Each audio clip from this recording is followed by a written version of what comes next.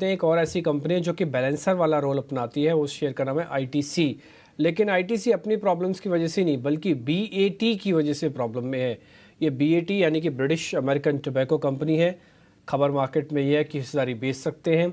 इसके अलावा और क्या क्या हो रहा है सिलसिला तरीके से, अभिषेक मेरे सहयोगी हैं, वो आपको सारी जानकारी दे देंगे। फिर हम जरा मेहमानों से भी पता कर लेंगे आईटीसी का भविष्य उज्जवल है या फिर थोड़ा समय लगेगा।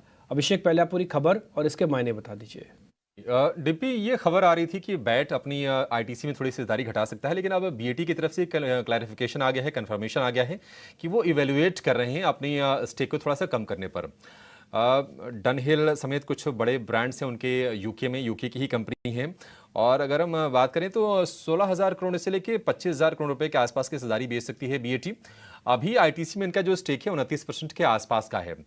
अगर इनको वीटो राइट्स रखना है, जो कि वो कंपनी चाहती है बनाए रखना, तो 25% का स्टेक रखना पड़ेगा कंपनी में, यानी कि 4% के आसपास का स्टेक को बीएटी यानी कि ब्रिटिश अमेरिकन टोबैको आईटीसी में ऑफलोड कर सकती है।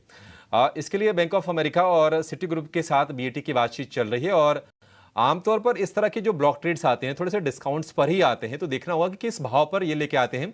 वैसे चर्चाएं ये चल रही थी कि इस हफ्ते ही ये ब्लॉक ट्रेड आ सकता है बीएटी की तरफ से आईटीसी ने। आपको बता दें कि पिछले महीने भी बीएटी ने अपनी एनालिस्ट कॉल में आईटीसी में हिस्सेदारी घटाने की बातचीत की थी और 2024 में अब तक आईटीसी के शेयर में 2 साल चलने के बाद इस साल अब तक 11% के आसपास की गिरावट आई है।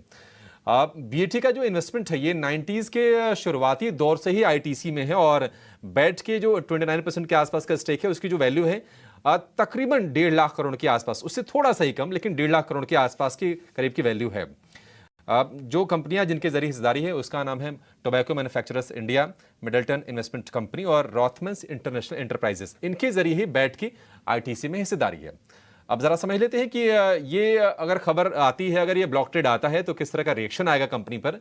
विवेक, आपसे जानना चाहेंगे, आईटीसी हम देख रहे हैं कि आज थोड़ा सा तो नीचे से रिकवर कर रहा है।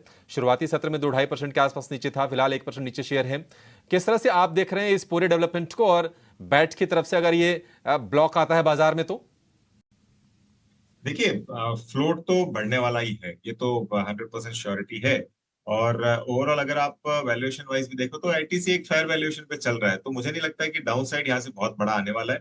और इसके मतलब ब्लॉक को खरीदने वाले भी काफी आपको इन्वेस्टर्स मिल जाएंगे, ये मुझे लग रहा है। अगर कोई भी रूप में अगर 380 या 390 आईटीसी जाता है तो यहाँ पे आपको दिखेगा कि काफी म्यूचुअल फंड्स भी इंटरेस्ट दिखाएंगे।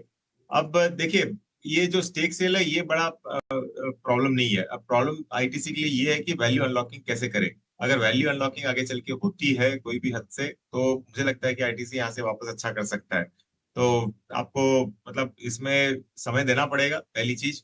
और ब्लॉक के कारण एक डिप आ सकता है, लेकिन आपको अगर बाई चांस 390 380 के बीच में मिले तो आपको एक बाइंग अपॉर्चुनिटी के रूप में इसको यूज करना होगा।